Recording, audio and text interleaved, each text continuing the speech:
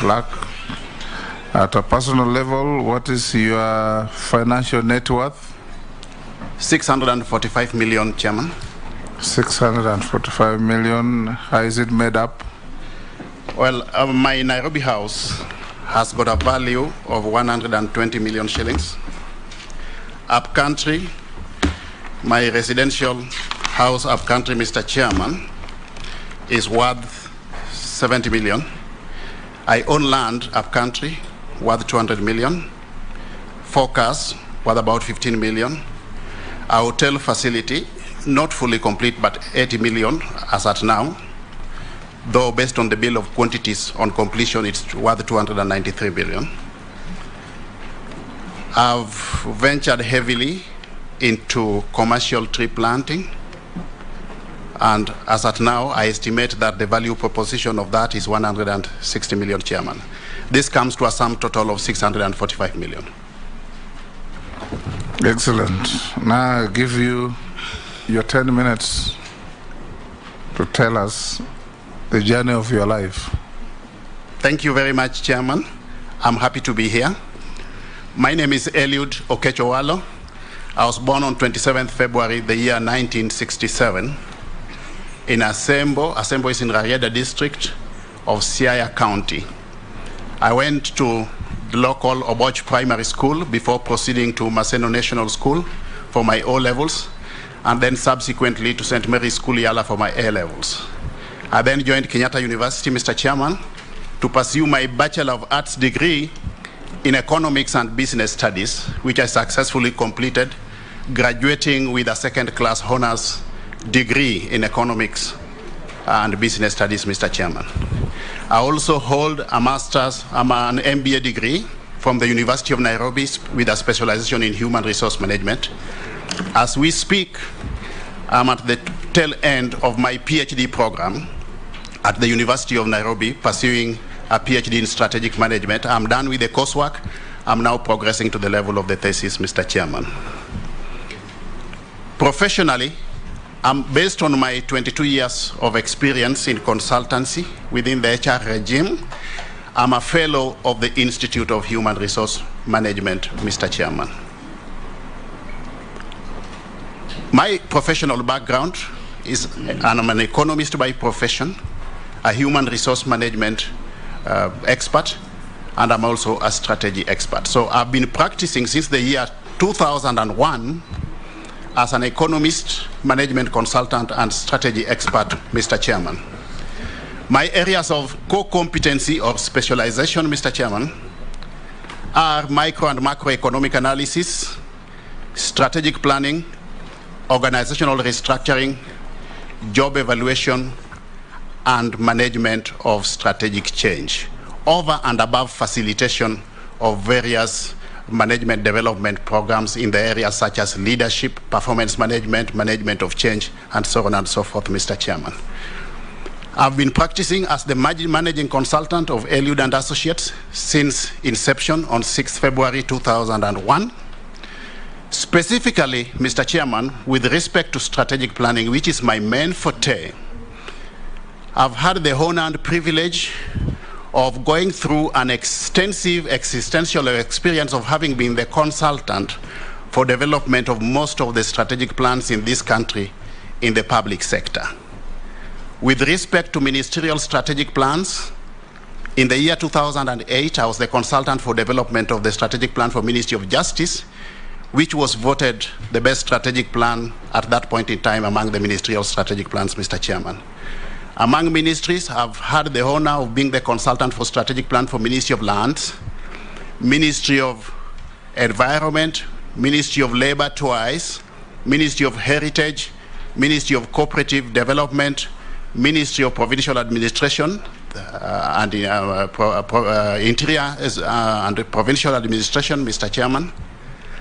Within parastatals, I've been privileged to have been the consultant for the development of strategic plan and business plan for the Kenya Ports Authority, Kenya Airports Authority in the year 2010, Kenya National Highways Authority twice in the year 2013 and in 2017, the current strategic plan, Mr. Chairman, for the Kenya School of Government, the first strategic plan for KETRACO, that is Kenya Electricity Transmission Company, the first strategic plan for Competition Authority, the first strategic plan for Kenya Trade Network Agency, the first strategic plan. In the interest of time, that will do.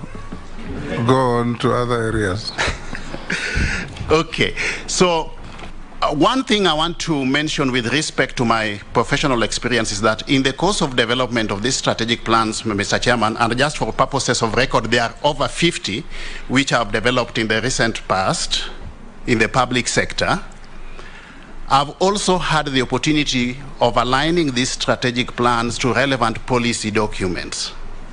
Because organizations don't operate in a vacuum, Mr. Chairman, but do so within a framework of macro level and even regional and international level policy framework, I've had the existential experience of developing and aligning these strategic plans, not just locally to the Kenya Vision 2030 and its successive medium-term plans, but also regionally to the East Africa Community Vision 2050, the Africa Union's Agenda 2063, and globally to the United Nations Sustainable Development Goals. So from a policy perspective, Mr. Chairman, based on the mandate that I'm expected to execute, if this committee certifies my nomination, and of course by extension the full House of Parliament, I stand in good stead from a policy perspective to execute that mandate, Mr. Chairman.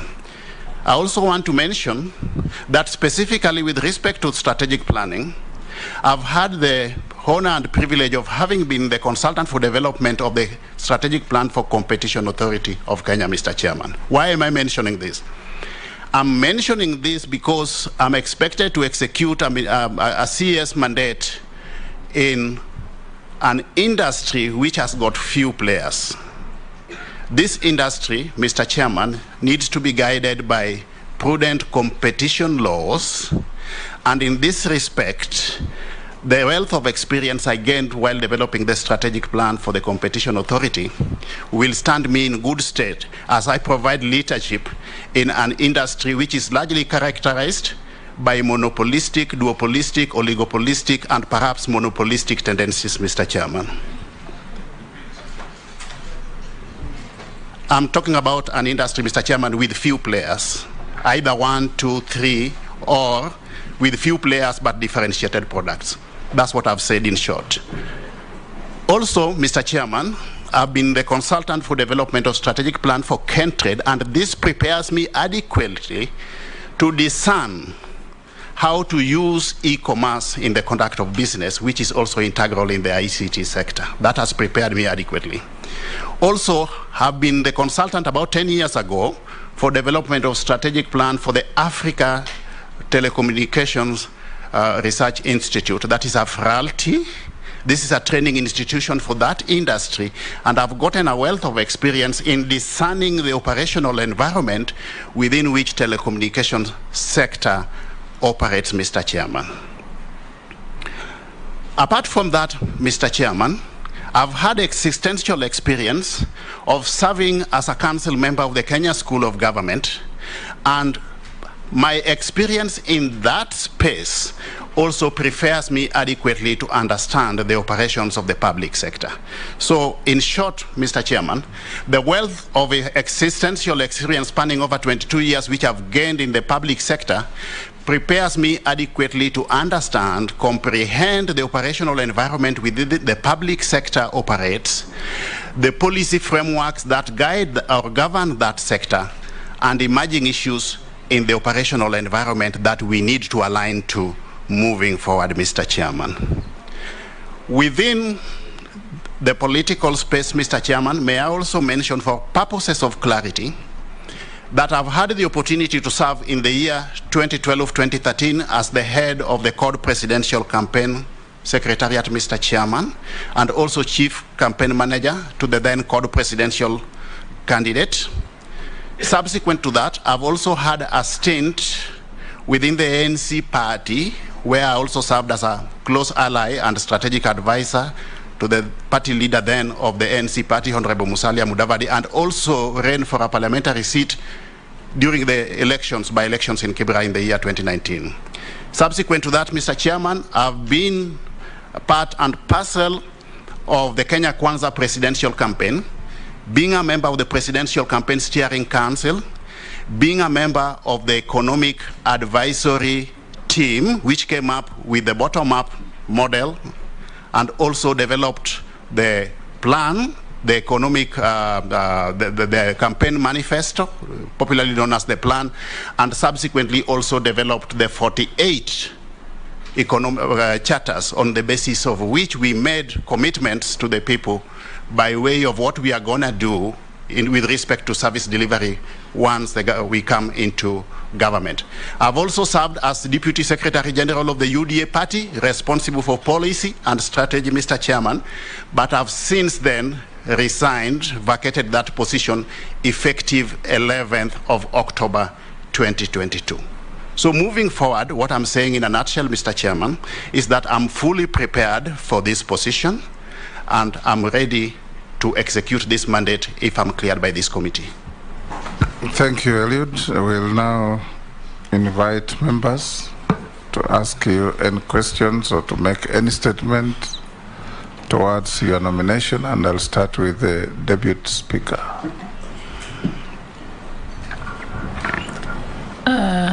Mr. Owalo, good morning and congratulations on your nomination as for Cabinet Secretary for Information, Communication and Digital Economy. Thank you. I think this is something Kenyans want to know. Yes. I know you know it, but I want you to state it to Kenyans so they can be able to judge your suitability for the position. Yes. As you know, the Kenya Kwanza Manifesto has prioritized the creation of employment for more than 5 million unemployed Kenyan youth. It's also hoped that the business process outsourcing industry would create jobs in places like the Konza Technopolis, yes, which is almost at a standstill at the moment as we speak. Yes. So Kenyans want to know what plans do you have for revamping and accelerating the completion and uptake of the Technopolis and contributing towards the commitment for creating jobs in that industry. Thank you. Thank you for that question. We'll take four questions. Then Okay. you can answer them in the order they came or in whichever order you like. Okay. Kimani Chungwa. Thank you, Honorable Speaker. Speaker, let me declare interest that I worked closely with nominee Eliud Owalo, as he said, in UDA and in the Kenya Kwanza economic team. And I indeed appreciate his varied skills, even in microeconomic analysis. But Honorable Owalo, maybe I'll begin with the microeconomic analysis of your net worth. Yes. You indicate that you have land up country within Siaya County, valued at about 200 million shillings. Yes. I would want to know the acreage, whether it's one parcel and the acreage. 2, you indicate that you have about 200,000 Europhila eucalyptus trees sitting on 20 acres, valued at about 160 million. From basic arithmetics, means you have 10,000 trees per acre. I don't know how practical that would be to have 10,000 eucalyptus trees on per acre. That's on your net worth, and is a quick microeconomic analysis now that you have very good expertise in that area. On what you're being nominated for, Eliud, the Postal Corporation of Kenya has leased numerous of its assets across the country.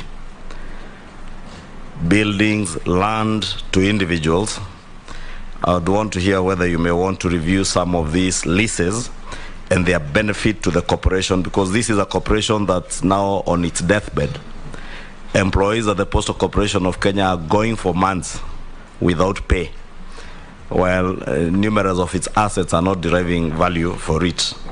I'd also want to hear your thoughts on the sale of telecom spectrum, especially in the last 1 year, telecom spectrum that have been sold, and to the benefit of 2 prominent families in this country, and not to the benefit of the country or the sector that you're going to work in. I think I'll take that for now, Mr. Yes, Honorable Chair. let me also declare that Mr. Owalo and I both hail from Siaya County. And besides, we have worked previously very closely with Mr. Owalo in ODM.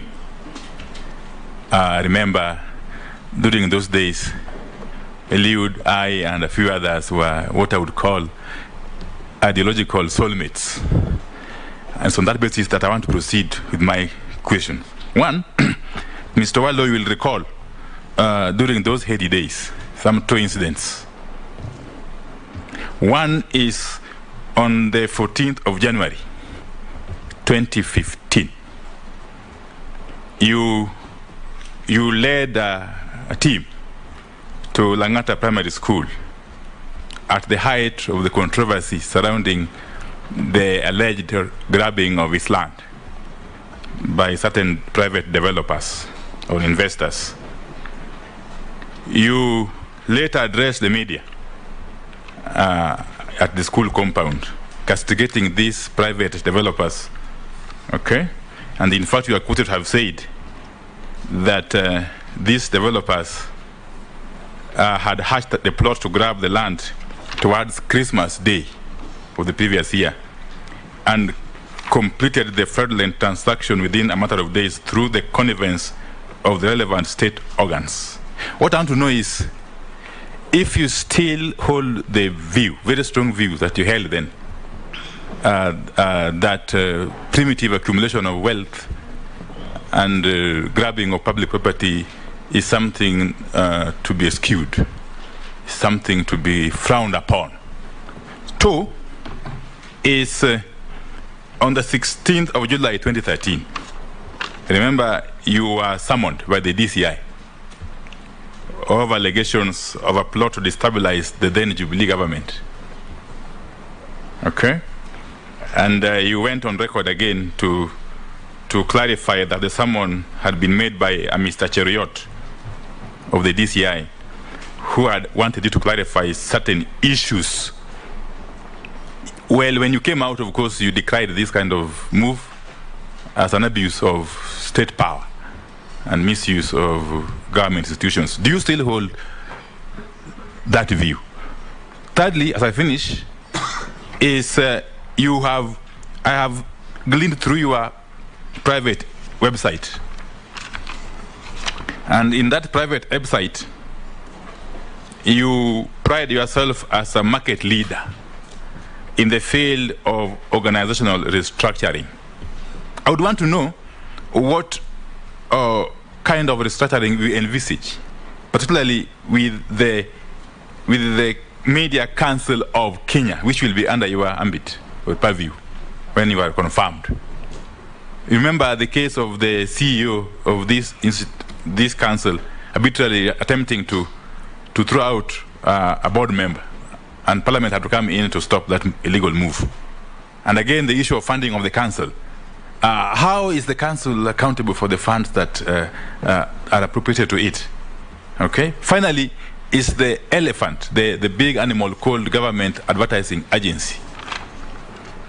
This agency has become a tool being used by the state to stifle freedoms as envisaged under Article 33, that's of expression, 34, media freedom, and 35, the right to information held by the state. It is also being used to punish certain media houses by denying them advertisements. So what are you going to do to reform this area? Thank you. Robert. Yeah, thank you, Chair. I would like I know the nominees are aware that National Assembly had passed the cyber crimes bill, and it was actually assented to by His Excellency the President to become an act of Parliament. Then it found its Waterloo in the court of law. Now, knowing and noting that the way social media has spread and the kind of things that people are posting on social media, particularly our young children, when they come out of Form 4 and get a smartphone, one of the things they'll go out there is to start probably either transmitting information that is not true, that is fake news, Several times they've killed people who are still alive, and also to insult leaders. His Excellency, the former president, did say that he came out of Facebook and Twitter because of those insults. You know, Kenya has been, I think, ranked one of the worst cyber bullies. And if you, for your information, Canada is a list in cyberbullying. The only bully, I think, in Canada was a Kenyan who has since left. Now, I wanted to know, what will you do to ensure that this situation is sorted out and is controlled? And of course, finally, I would like to know whether Kenya Kwanza still maintains that they will provide free internet everywhere. Thank you. Eliud, you can now answer those 4. Okay. Thank you, Chairman. Those questions have brought to the fore very pertinent issues which I want to respond to. On the issue of jobs, Mr. Chairman, we would, as a matter of priority, leverage on ICT to create jobs. One of the fundamental areas that we will target, of course, is agriculture.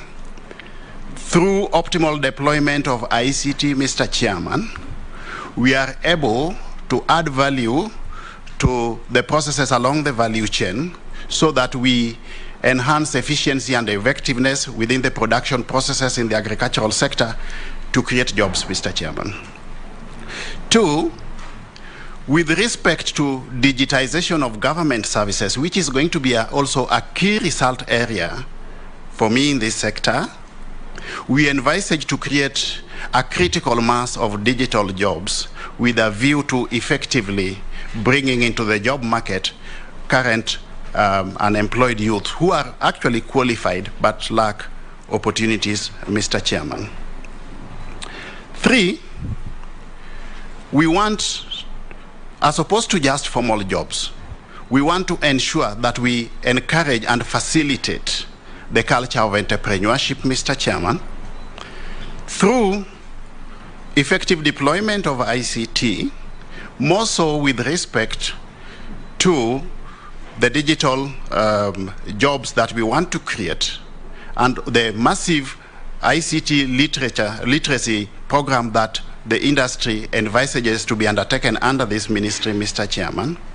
We will equip not just students in high schools with the relevant ICT skills, but we will also ensure that correspondingly the teaching fraternity are well equipped with the relevant IT skills so that we have got a critical mass of young people getting out into the job market with skills that can facilitate entrepreneurship in this sector as opposed to opting for white-collar jobs, so that people are self-employed, Mr. Chairman. In the same vein, through adequate innovation and creativity, Mr. Chairman, we can leverage on the potential of Konza to, 1, facilitate production of cheap equipment, devices, which will be a means of creating jobs, ICT devices, which will be a means of creating jobs along the manufacturing value chain, on one hand. But 2, also, we can leverage on the potential of Konza to facilitate development of ICT software, which also along the value chains will create a critical mass of jobs, Mr. Chairman. So, granted, Konza is currently punching below its weight. We can do much better, but it is on the right trajectory, Mr. Chairman. And if we put into place appropriate measures and means of revamping the operations of Konza, including but not limited to enhancing its status by anchoring its operations on the mandate provided through an act of parliament, we can actually enable Konza to operate at optimal capacity levels, Mr. Chairman. The second question was in relation to the Networth, more so with respect to the commercial trees which I plant. My proposition, Mr. Chairman, was that I am able to attach a value of 160 million shillings to these trees, and the Honorable Member for Kikuyu, Honorable Chungwa, has indicated that this will amount to 10,000 trees per acre, Mr. Chairman. I stand guided on this, but I believe that what I gave is actually a rough estimate of what the value proposition is based on valuation reports which I've gotten, Mr. Chairman. But I can counter-check that. With respect to the Postal Corporation of Kenya, the issue of the properties that the Postal Corporation owns, I do believe, and I'm a strong advocate of organizations. Chairman, the nominee indicated you have a valuation. Come again? You have a valuation, or is that? Not a valuation report, but estimates, which have been given, yes, yeah. I don't have the valuation report here. Okay. Yeah, but I can get it.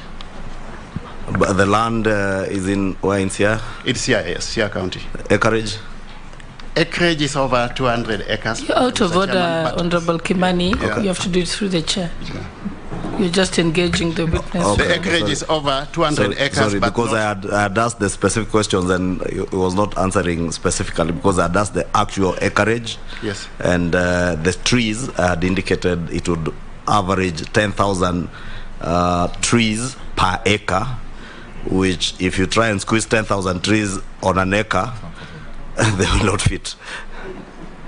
Perhaps I need to look at the whole, re-engineer that whole space with respect to the statistics, Mr. Chairman, but the acreage is about 200 acres, out of which, as we speak, about 20 acres is on Europhila trees. But I can actually counter-check this fact and get back to the committee at an appropriate time. On the issue of Postal Corporation owning properties which are underutilized, from a private sector perspective, I'm a strong advocate of organizations concentrating on their core business, Mr. Chairman.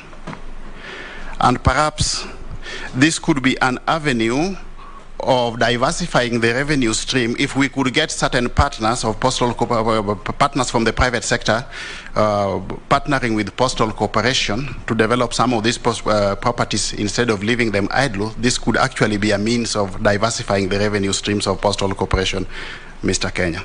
On the sale of telecom, one, my understanding is that telecom holds a critical mass of strategic ICT infrastructure that serves various facets of our Kenyan economy, Mr. Chairman.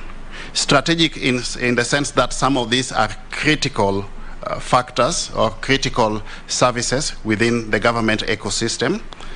As much as telecom had gone private, it would be prudent that as much as we advocate for privatization of entities, this should not compromise national security, in my understanding, Mr. Chairman. This is something that I believe the National Treasury, which holds shares in that entity on behalf of the Kenyan public, took into due consideration. And I promise that if I'm successful at this stage upon assumption of office, I'll quickly consult with my counterpart at the National Treasury so that we get a feasible way forward on the issue of telecom, while not at the same time negating the principle of privatization, which I hold very dear, Mr. Chairman. Now, on the issue of my ideological orientation, the honorable member has mentioned that on the 14th of January 2015, I raised issues with the grabbing of Langata Primary School land and whether or not I still hold the same position. Now, I'm a strong believer in good governance, Mr. Chairman, and the issues that I raised at that point in time perhaps brought this issue into the public domain.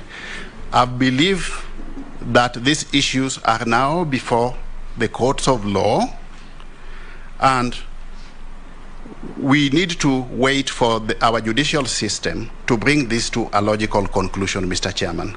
Now, as much as we need to hold dear the principles of good governance, I, in the same vein, believe that we need to allow independent institutions, Mr. Chairman, to execute their mandate without any undue influence from any sector in government, and if institutions are independent, let us not have any other arm of government interfering in the independent institutions, or the operations of those independent institutions. So I believe that the institutions which are charged with this responsibility will execute their mandate with respect to this case to a logical conclusion, and at that point in time, we will stand guided accordingly, Mr. Chairman. There's also the issue of I having been summoned to the CID headquarters on 16th of July 2013 on alleged matters of having some intentions to destabilize the then Jubilee government. Mr. Chairman, it is indeed true that those summons were issued one morning. I got those summons. I organized myself quickly and reported to the CID headquarters. But when I got there, I came to realize that the CID acted on some claims or allegations by some anonymous complainant. And at that point in time, the CID had not ascertained the veracity or otherwise of those allegations. I was indeed asked to write a statement, but I declined as a matter of principle because I felt that it was incumbent upon the CID to undertake its investigations, and once they had conclusively undertaken their investigations and come up with a technically feasible position, they were at that point then in time duty-bound to support me, but I was not going to help the CID in undertaking its investigations, Mr. Chairman. The irony is, Mr. Chairman, that at the same time when I was summoned, I also simultaneously applied for a certificate of good conduct from the same CID, Mr. Chairman, which came back in the affirmative. The CID did indicate that they would summon me if they had got something substantive that they wanted me to respond to. To date, about 10 years down the line, they have never called me back. The matter ended there, and that's how the case. Those are the facts of the case, Mr. Chairman. On the issue of organizational restructuring, what do I envisage to do with respect to the Media Council? I'm a strong advocate of self-regulation of industries and sectors. I believe that we have got adequate capacity within the media fraternity to self-regulate itself. The role of the ministry would be limited to provision of a policy framework that facilitates an enabling environment to facilitate that, Mr. Chairman. I would rather the media fraternity regulates itself while we create that enabling environment. But if I'm successful and I assume office, I'll of course initiate constant, regular consultations with stakeholders in that industry so that we discern emerging issues from time to time that perhaps as a ministry we will then have to respond to or align our operations to. Just to look at what is emerging based on those consultations, and then we will deal with it. The issue of government advertising agency and whether or not it is curtailing the freedoms of the media.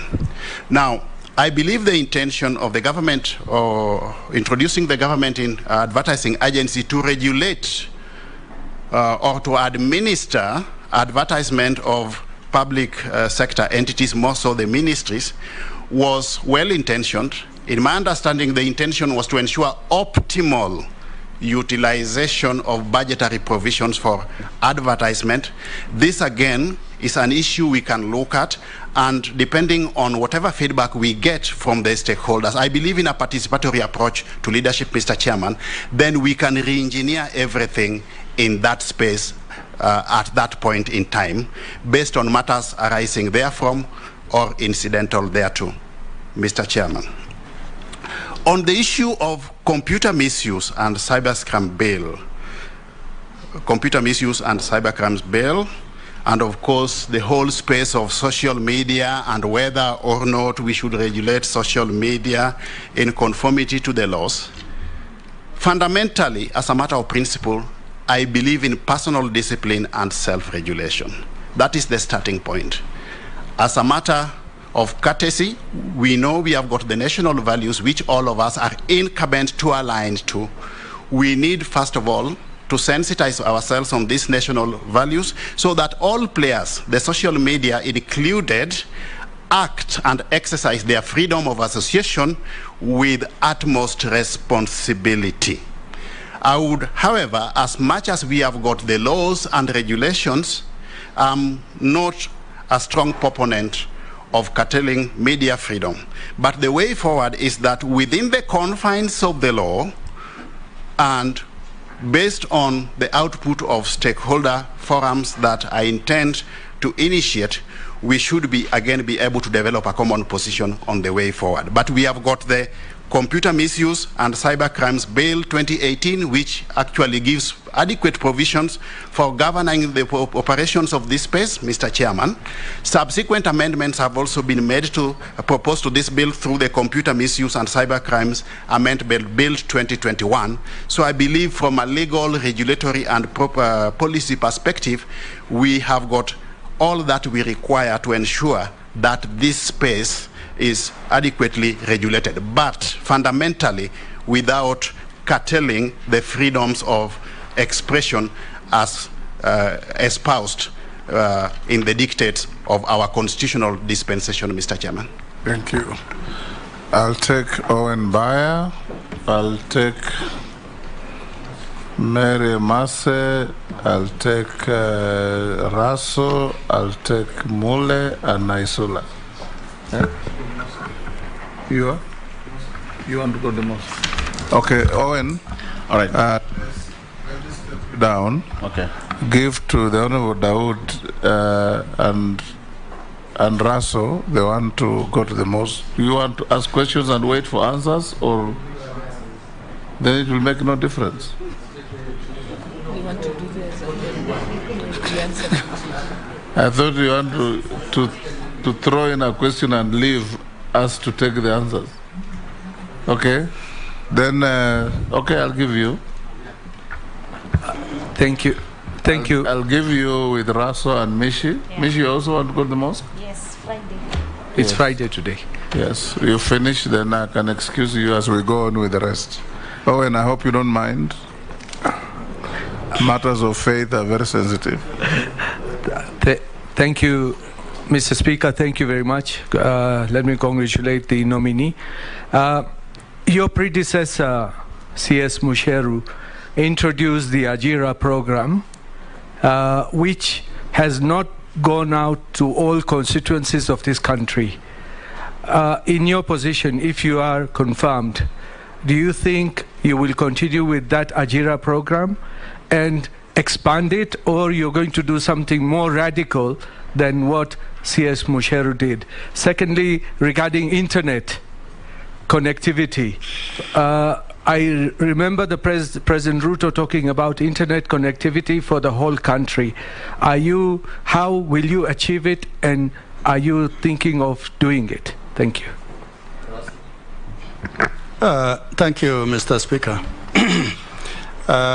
Mr. Owalo, you have been doing some work for government and quasi-government institutions. Yes. Particularly in the area of strategic plans, balanced scorecard, job evaluation. But within the same form, you have said that there's no conflict of interest. What are you likely to do? Because in case the House approves your nomination, you'll be sitting at an elevated position to actually influence jobs to be given to your company. How would you avoid that? The other thing is about KBC. KBC is a depository of the history of this country.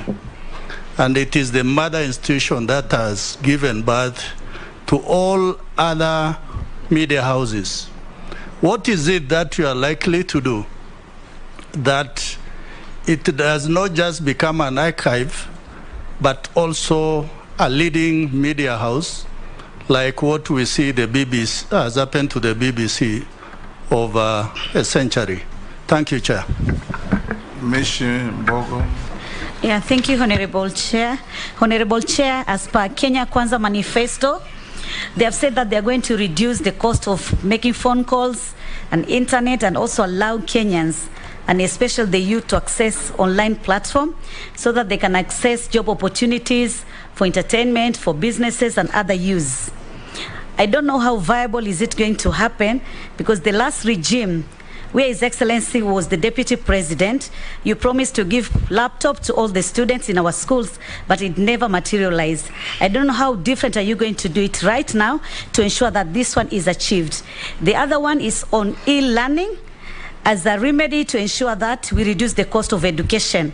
But I would also want to hear whether you're going to extend this in terms of adult education centers, where so many Kenyans who could not access education during their early ages, now they want to be literate. Thank you, Honorable Speaker. Eliud, you can quickly answer those short, precise questions. Okay, thank you, Mr. Chairman. The Ajira digital program is a fundamental and, in my view, very feasible proposition. Yes, we will continue with it because it is actually a mechanism of leveraging on our digital platforms to create jobs for the youth. If we enhance the ICT infrastructure in place, Mr. Chairman, we should be able to have this Ajira digital program rolled to all parts of the country. And with the intended rollout of 100,000 kilometers of fiber optic cable, we should be able to facilitate access to the Ajira digital program in all parts of the country. With respect to internet connectivity, yes, we will enhance this. How do we do this, Mr. Chairman? One, the starting point again is the ICT infrastructure. Ensure that through the digital superhighway, we have got reliable and stable and extensive ICT infrastructure